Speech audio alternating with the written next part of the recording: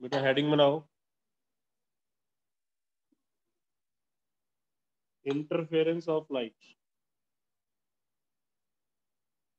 Interference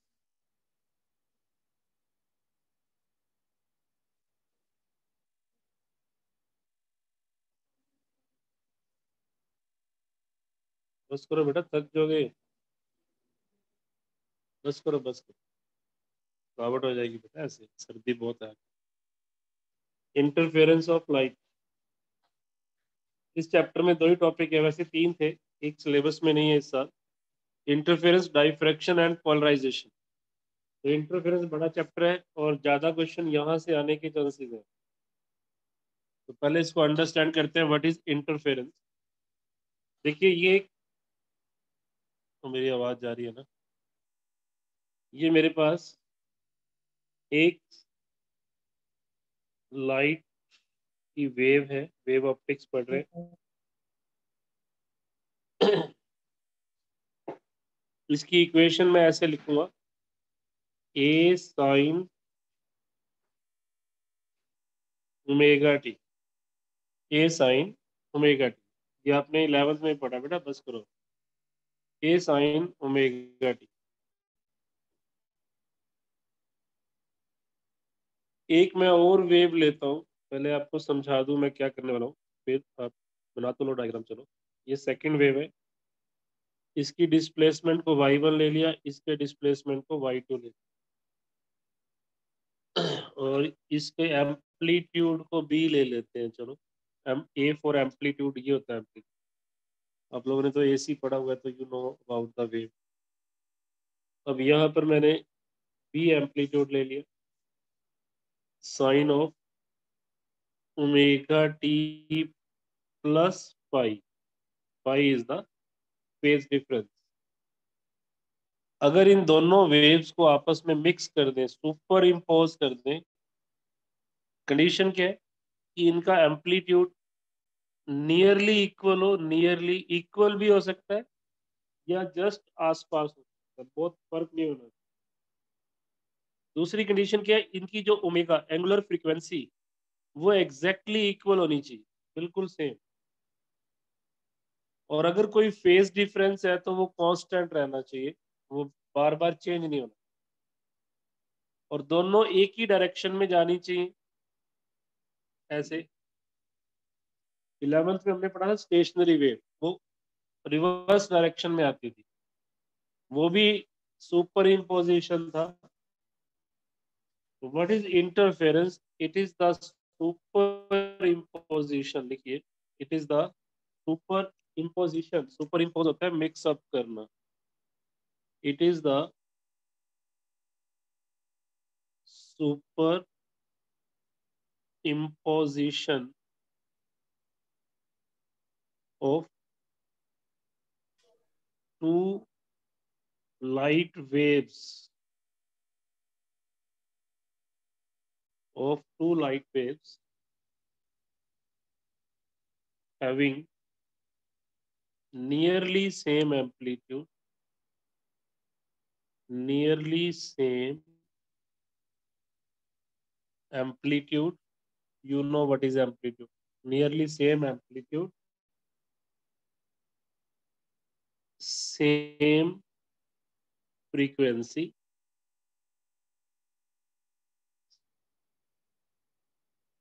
constant phase difference,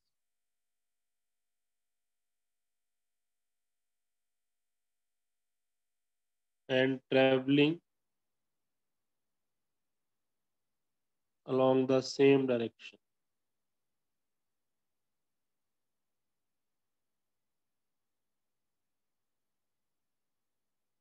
And traveling along the same direction. Interference of light is the phenomena of two light waves, ये condition ध्यान रखनी, having nearly same amplitude, same frequency, constant phase difference, अगर है तो, अगर नहीं है तो भी चलेगा, traveling along the same direction, traveling along the same direction. इस फिनोमिना को इंटरफेरेंस को, the phenomena is called. अब मैं दो वेव ले लेता हूं. Let two light waves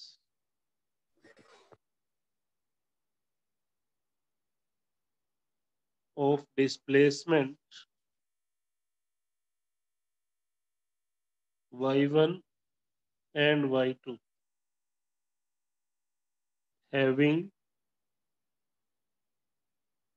amplitudes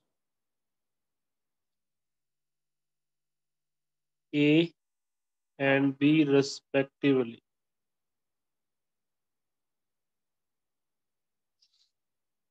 Having angular frequency omega and constant phase difference phi. तो वो इक्वेशन वैसे तो मैंने ऊपर लिख दी है. अब आर्टिकल स्टार्ट किया तो यहाँ फिर लिख देता हूँ. y1 is equal to a sine omega t equation 1 and y2 is equal to b sine omega t plus five. यहाँ तक नोट कर लो बेटा.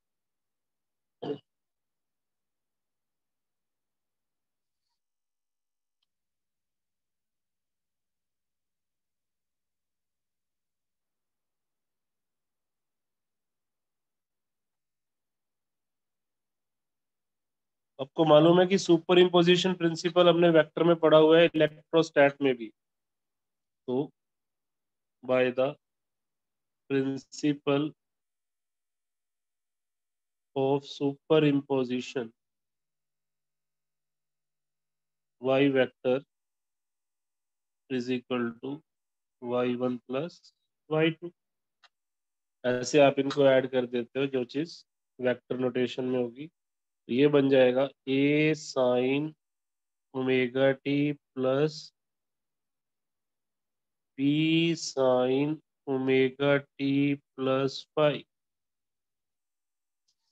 यहाँ तक आ. मैथ्स वाले जानते हैं कि साइन ए प्लस बी क्या होता है. वैसे तो सभी को बताया हुआ है मैंने.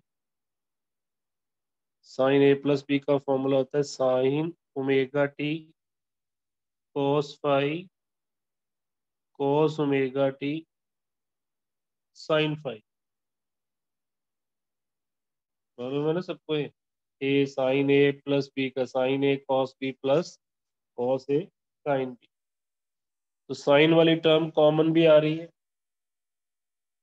तो यहाँ मैं लिख रहा हूँ y is equal to sine omega T मैंने कॉमन ले लिया. A plus B cos five check करो आपके एक्सप्रेशन. और कॉस ओमेगा टी को भी अलग लिख लिया. तो अंदर क्या बनेगा बी साइन फाइव. रीअरेंजमेंट कर लो.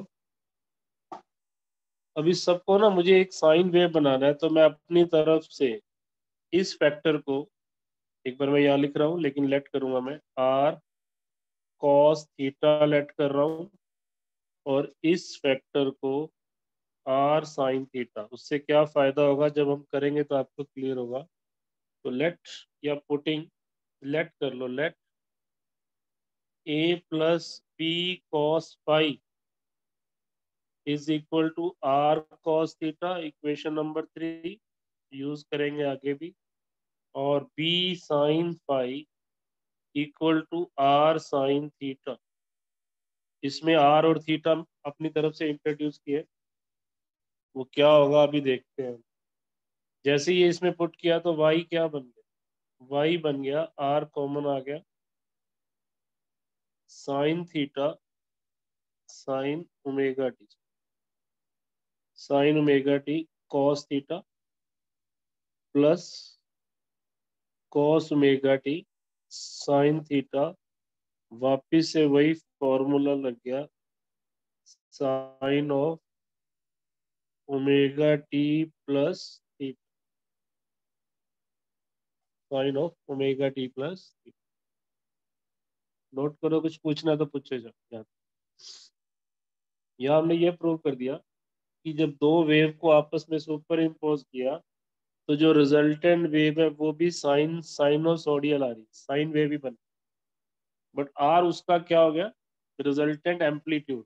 अब पता चला आर क्या था जिसको लेट किया था, here R is the amplitude of resultant wave और theta, theta be the phase difference of resultant wave, phase difference of resultant wave with y1, क्योंकि y1 में साइन ओमेगा टी था, यहाँ थीटा। तो जो r और थीटा आपने अपनी मर्जी से लिया था वो r थीटा आपने यहाँ डिफाइन कर दिया, r is the amplitude of the resultant wave और थीटा भी the phase angle of the resultant with y1। अब r को कैलकुलेट भी तो करना पड़ेगा, तो इक्वेशन 3 और 4 को स्केयरिंग और एडिंग कर दो, squaring and adding of equations 3 and equation 4। देखो क्या बनता है, ये बनेगा, राइट साइड को मैं पहले लिख रहा हूँ, आर स्केयर रह जाएगा इधर क्योंकि sine square plus cos square 1 होता है, और ये बन जाएगा A plus B cos phi का स्केयर प्लस में बी साइन फाई का स्केयर। इसको आप सॉल्व करके देखना, ये आपके पास पैरेललोग्राम लॉ वाला फॉर्मूला बन जाता है, A square plus B square 2ab cos phi, solve करने के बाद। तो जब दो वेव्स जिनका एम्पलीट्यूड ए और बी था, जिनके बीच में फेज डिफरेंस फाई था, उनको जब आपस में मिक्स किया तो जो रिजल्टेंट एम्पलीट्यूड बनेगा वो इस फॉर्मूले से निकलेगा, A square plus B square plus 2ab cos phi. ठीक है जी। अब थीटा निकालना है तो इक्वेशन 4 को 3 से डिवाइड कर दो, मैं यहाँ कर देता हूँ, आप लोग भी कर दो, डिवाइड इक्वेशन 4 बाय इक्वेशन 3। इसको डिवाइड किया तो एक तरफ तो रह गया टेंजेंट थीटा, और इधर ये भी आपने पैरेललोग्राम 11th में पढ़ा था, वही फॉर्मूला यहाँ बन जाता है, ए प्लस बी कॉस फाई। तो थीटा निकालना, B sine phi A plus B cos phi. तो जब भी दो वेव को आप सुपर इम्पोज करते हो उनकी रिजल्टेंट वेव भी साइनोसोडियल बनती है, उसका एम्पलीट्यूड भी निकाल दिया, उसका फेज एंगल। इस आर्टिकल का नाम है एनालिटिकल ट्रीटमेंट ऑफ इंटरफेरेंस। अगर क्वेश्चन आता है कि what is analytical treatment of interference, तो आपने ये देखा, एक्सप्रेशन आ जाए या डेरिवेशन आ जाए, कुछ भी लिखा है तो आपने इसको सिंप्लीफाई करना है। तो क्या कंक्लूजन बना अभी तक की डिस्कशन का, कि जब भी दो लाइट वेव्स आपस में मिक्स की जाती हैं, आपस में मिक्स की जाती है, जैसे ये एक लाइट वेव थी, इसके साथ मैंने इसको मिक्स किया थोड़ा सा फेज एंगल लेके, तो इनकी जो रिजल्टेंट बनेगी ना वो भी आपके पास, ये रिजल्टेंट मैं यहाँ दिखा देता हूँ, वो भी आपके पास साइनोसोडियल बनेगी। उसका जो एम्पलीट्यूड आएगा रिजल्टेंट का और जो उन दोनों का एम्पलीट्यूड था उसके साथ ऐसे रिलेटेड होगा, B square 2ab cos of pi का रूट। मोस्टली न्यूमेरिकल में आपसे रिजल्टेंट एम्पलीट्यूड, जैसे देखिए अगर मैं आपको एक वेव देता हूँ 10 साइन ओमेगा टी, और दूसरी देता हूँ 12 sign omega t plus 90 degree. और आपसे पूछ ले रिजल्टेंट का एम्पलीट्यूड बताओ। बताओ बताओ सब लोग, रिजल्टेंट का एम्पलीट्यूड।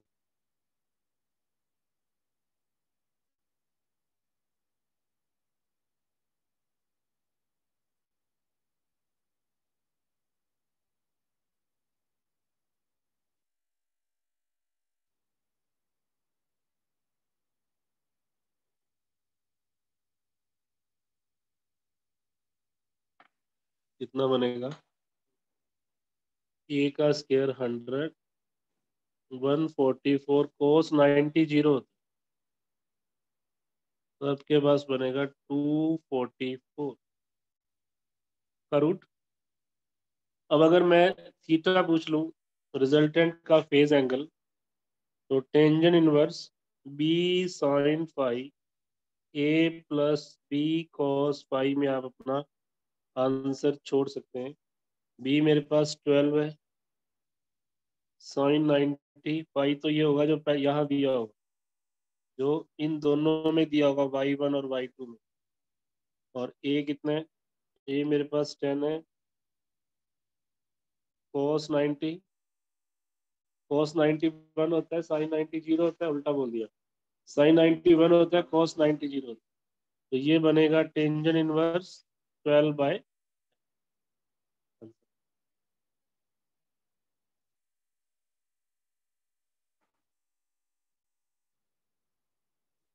इतना ठीक है सबको? अब लिखिए स्पेशल केसेस ऑफ, इसी आर्टिकल के special cases.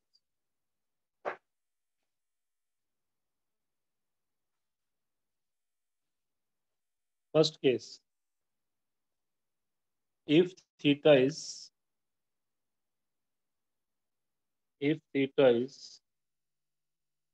equal to 2 and pi, where n is any integer, zero से शुरू कर लो इसको, जीरो से स्टार्ट कर लो।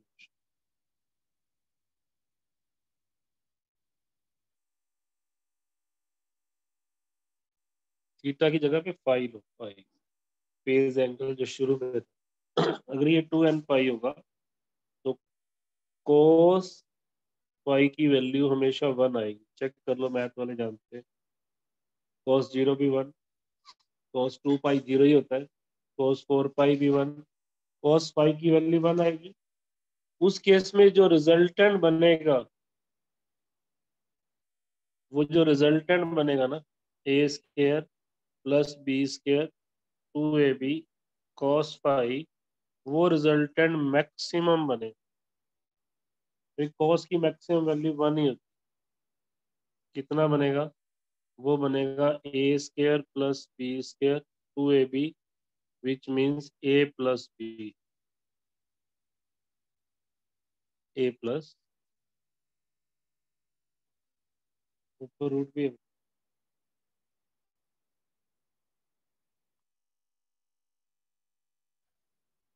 चरण, डाउट है क्या? बोलो। अगर एंगल 2 एंड पाई हो, फेज एंगल दोनों वेव्स के बीच में, तो कॉस की वैल्यू देखो, अगर एन को जीरो लेते हैं तो कॉस जीरो 1 होता है, 1 लेते हैं तो कॉस 2 पाई भी जीरो ही होता है, कॉस की वैल्यू 1 आएगी। इसके अंदर अगर 1 पुट करते हैं, कॉस की मैक्सिमम वैल्यू 1 ही होती है, तो ये सारी चीज मैक्सिमम आ गई, आर मैक्सिमम आ गई। ऐसी इंटरफेरेंस को जिसमें आर आपका मैक्सिमम आए, such interference is called constructive interference. What is constructive interference? जिसके अंदर phase difference between the two interfering waves is 2n pi, 2n pi। अगर फेज डिफरेंस 2n pi होगा, रिजल्टेंट मैक्सिमम आएगा ही आएगा। ऐसी इंटरफेरेंस को बोलते हैं कंस्ट्रक्टिव इंटरफेरेंस। कंस्ट्रक्टिव इंटर, इसमें वेव्स अगर बनाए तो ऐसे बनाएंगे, देखो। ये एक वेव है, दूसरी भी यहीं से ही शुरू करेंगे क्योंकि फेज एंगल 0 या 2 पाई है। क्रस्ट के ऊपर क्रस्ट आएगा, ट्रफ के ऊपर ट्रफ आएगा। इस केस में, इसमें कंस्ट्रक्टिव इंटरफेरेंस के केस में, तो जो रिजल्टेंट बनेगा, मैं थोड़ा डार्क कर देता हूँ उसको, तो वो ये बनेगा। रिजल्टेंट इन दोनों का ये बनेगा, जिसका एम्पलीट्यूड दोनों के एम्पलीट्यूड का सम हो जाए। दिस डार्क पोर्शन, मैं नहीं बदल देता हूँ, ये रिजल्टेंट, दिस इज द,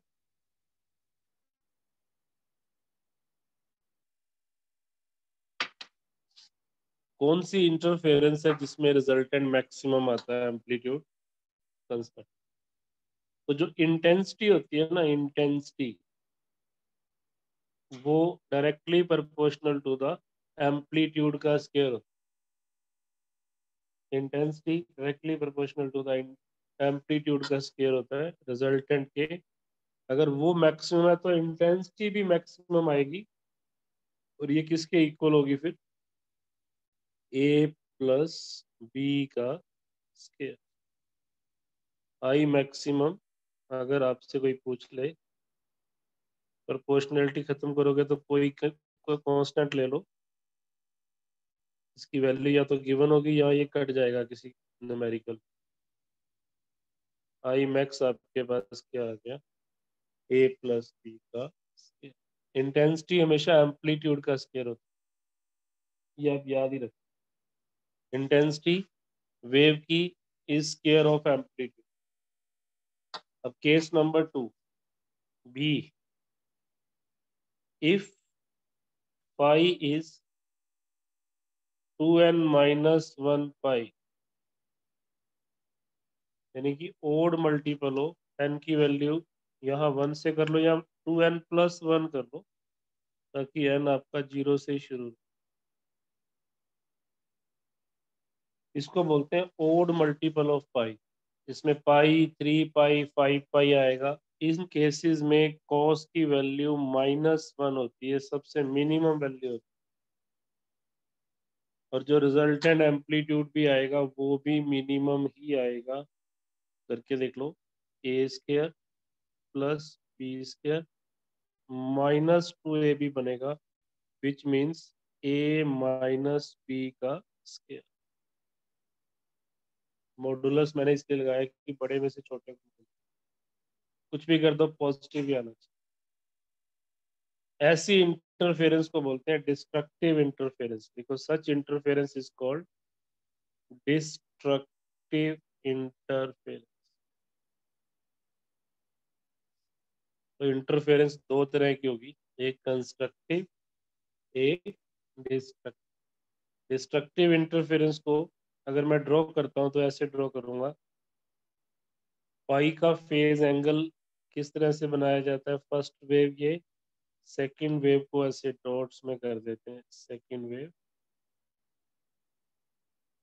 जो रिजल्टेंट आएगा, जो भी बड़ा होगा एम्पलीट्यूड, उसमें से माइनस करके ये बहुत कम इंटेंसिटी का रिजल्टेंट वेव बनेगा।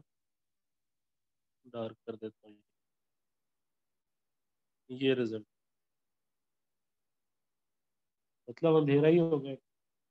दो लाइट वेव्स थी जिनके पास रोशनी थी, वो डिस्ट्रक्टिवली इंटरफेयर किया और वहां अंधेरा हो गया। वह इतनी कम इंटेंसिटी होगी कि जिसको देख पाना हो सकता है मुश्किल ही हो या बहुत कम हो। तो I minimum is a minus b square, amplitude का। आई मिनिमम क्या होगी, ए माइनस बी का। तो कंक्लूजन मैं यहाँ ड्रॉ कर रहा हूँ, अभी तक का, अभी तक जो मैंने बताया उसमें हमने एक चैप्टर स्टार्ट किया, इंटरफेरेंस। ये फिनोमेना है लाइट का, जिसमें दो लाइट वेव सुपर इम्पोज करती हैं जो सेम डायरेक्शन में जाती हैं, जिनका एंगुलर फ्रीक्वेंसी सेम होता है, एम्पलीट्यूड नियरली सेम होता है, और कांस्टेंट फेज डिफरेंस, ये कंडीशन जरूरी है, अदरवाइज इंटरफेरेंस नहीं होगा। वो जब आपस में सुपर इम्पोज करते हैं तो रिजल्टेंट आपके पास आ जाता है जो हमने ड्राइव कर। फिर इंटरफेरेंस को दो टाइप में आपने डिवाइड कर दिया, it is of two type. अगर सिर्फ क्वेश्चन आए what are types of interference, तो आपने बोलना है, फिर आप उल्टा शुरू हो जाओ ऐसे लिख के, there are two type, constructive and destructive. Condition क्या है कंस्ट्रक्टिव की, जो फेज डिफरेंस है वो 2n पाई, और डिस्ट्रक्टिव की क्या कंडीशन है, 2n+1 पाई। कंस्ट्रक्टिव में जो आपको एम्पलीट्यूड मिलेगा वो मैक्सिमम मिलेगा, मींस आई मैक्स मिलेगा, और वो डायरेक्टली प्रोपोर्शनल में ही लिख लो, के की जरूरत नहीं पड़ेगी। और इसमें जो इंटेंसिटी मिलेगी, जो लाइट मिलेगी, वो डिस्ट्रक्टिवली मिलेगी, कम मिलेगी, तो वो बन जाएगा A-B का होल। समझ गए?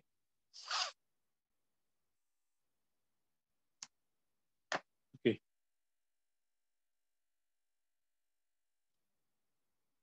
कई बार न्यूमेरिकल्स के अंदर मैं स्टार लगा रहा हूँ फॉर योर कंपटीशन और न्यूमेरिकल में आपसे ना ये रेशो पूछ लेते,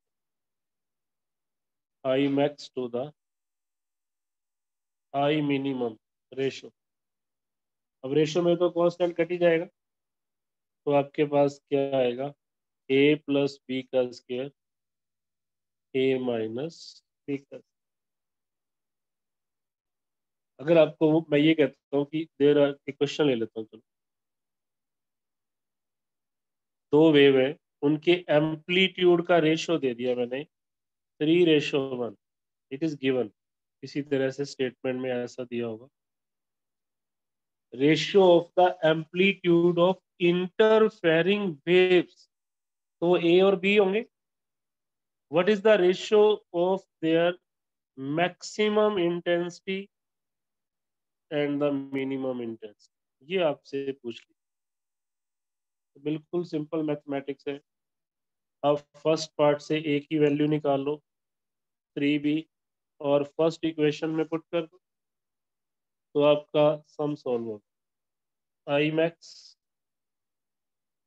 to the I minimum equal to 3b+b², 3b-b², इधर बनेगा 16b², और ये बनेगा 4b²। Ratio is 4:1, it is 4:। दूसरा केस, कई बार आपको रेशो ही इंटेंसिटीज का दे देते हैं। I max to the I minimum आपको दे दिया 16/9, क्वेश्चन नंबर 2। इसकी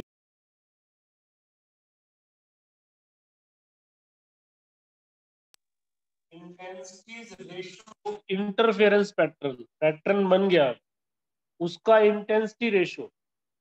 अगर वो कहता है intensity ratio of interfering waves, तो वो ए और बी है। अगर वो कहता है intensity ratio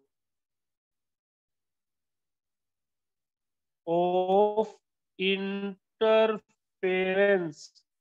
pattern, minimum interference pattern, तो आपको ये दिया, या वो सीधा कहेगा maximum intensity to the minimum intensity का रेशो, वो आपने समझना है statement, and find the ratio of their amplitude,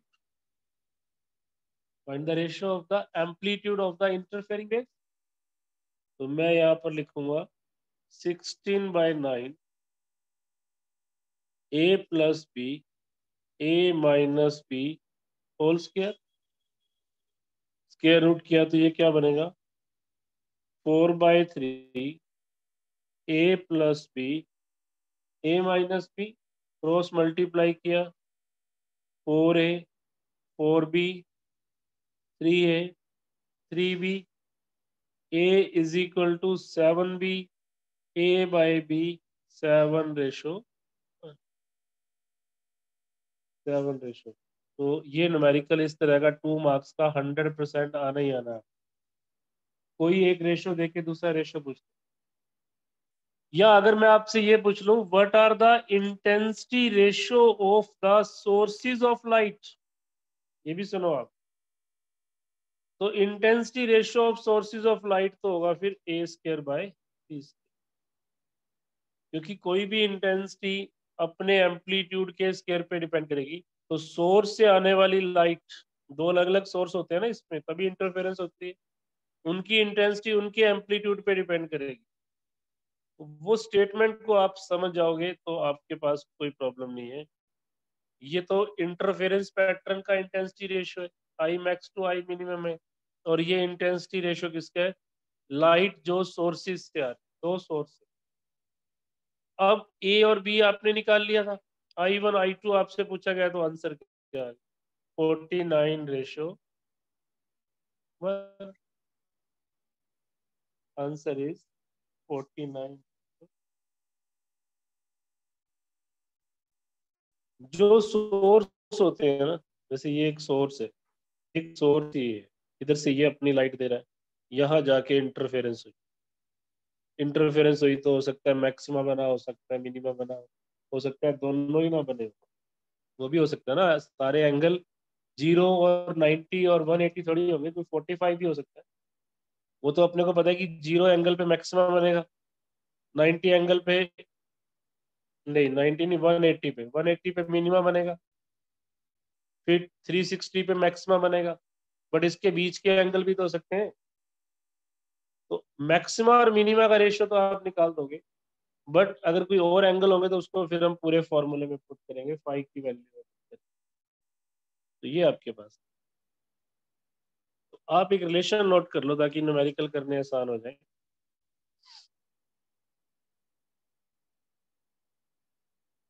देखिए, I1 I2 ये है सोर्स की,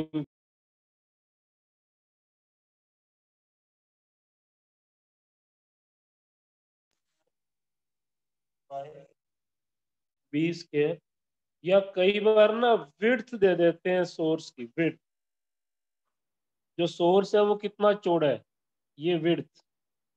तो जो विड्थ है वो इंटेंसिटी के डायरेक्टली प्रोपोर्शनल होती है, इंटेंसिटी विड्थ के डायरेक्टली प्रोपोर्शनल होती है। और I max to the I minimum वो हमने कर ही लिया अभी, a plus b, a minus b का square, a plus b, a minus b का स्केयर।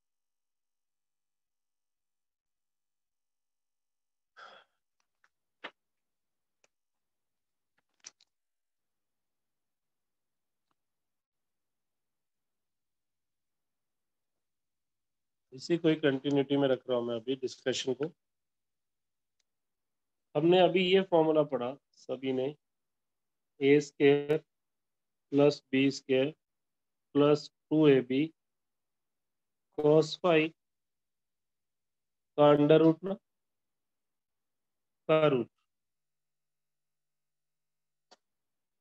यहीं से अगर मैं इंटेंसिटी बनाता हूँ, जनरल फॉर्मूला, तो ये I1 बन जाएगा, ये I2 बन जाएगा, ये 2√of I1 √of I2 cos pi भी बन जाएगा। कई बार दोनों इंटेंसिटी दी होती हैं और आपको रिजल्टेंट की इंटेंसिटी निकालनी, केयरिंग करोगे आर स्क्वायर आई के पर, जो के होगा वो दोनों तरफ आएगा, कट जाएगा। ये तो इंटेंसिटी के अंदर ये रिलेशन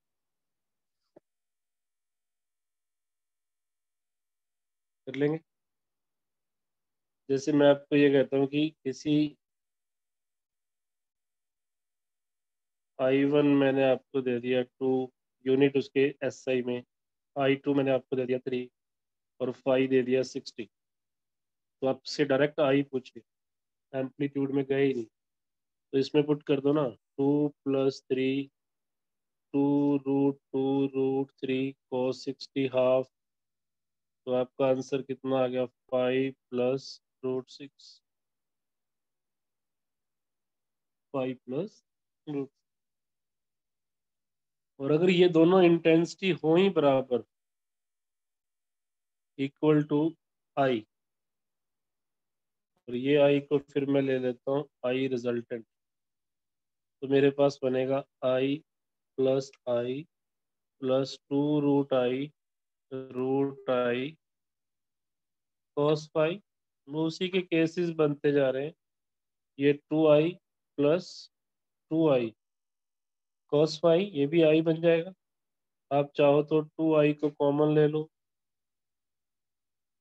और 1 प्लस कॉस थीटा का formula 2 cos square pi by 2। तो आई रिजल्टेंट आपके पास 4i, आई नोट कर लो सब, तो कंफ्यूजन करेगा नहीं तो। सिंपल आई के साथ आई नोट सोर्सेज का 4i0, इसको आई नोट कर लो, i1 i2 आई।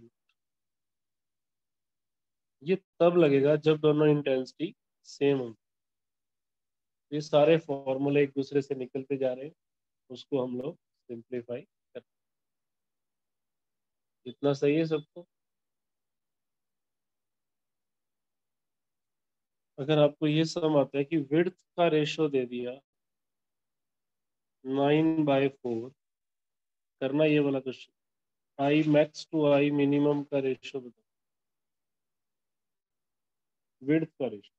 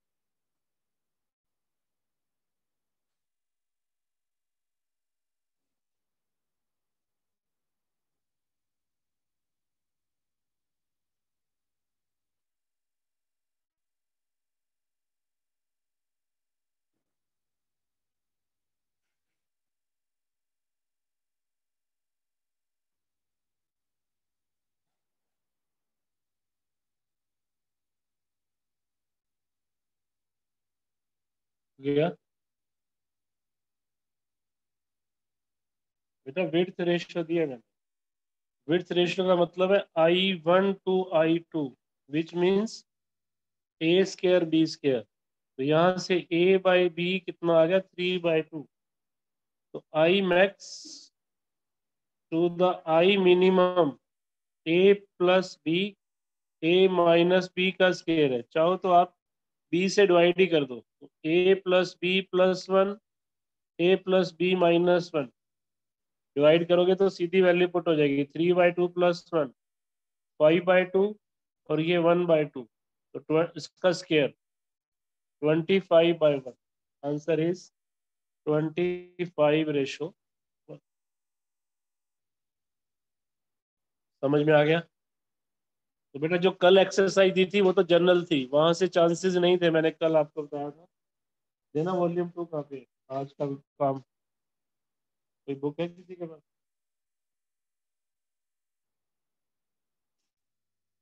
ये वाली 5-7 क्वेश्चन होंगे, वो भी इजी होंगे, मुश्किल नहीं है चैप्टर।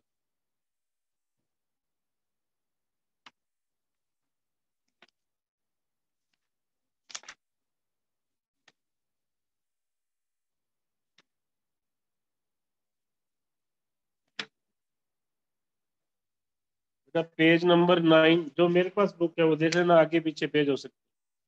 9.12 पे 1 to 6 आपने ये ट्राई करना, 1 to 6। बेटा इस मंडे को टेस्ट है आपका, जो लास्ट चैप्टर हमने पूरा किया उसमें कुछ मैं, हाँ रे ऑप्टिक्स का ही, उसमें पूरे लेंसेज का और ऑप्टिकल इंस्ट्रूमेंट कंप्लीट। पूरी रे ऑप्टिक्स का आपका टेस्ट है, तैयारी कर लें, 3-4 दिन पहले ही बता। मिरर नहीं करना, लेंस से, रिफ्रैक्शन से लेके ऑप्टिकल इंस्ट्रूमेंट तक सारा आपने पता।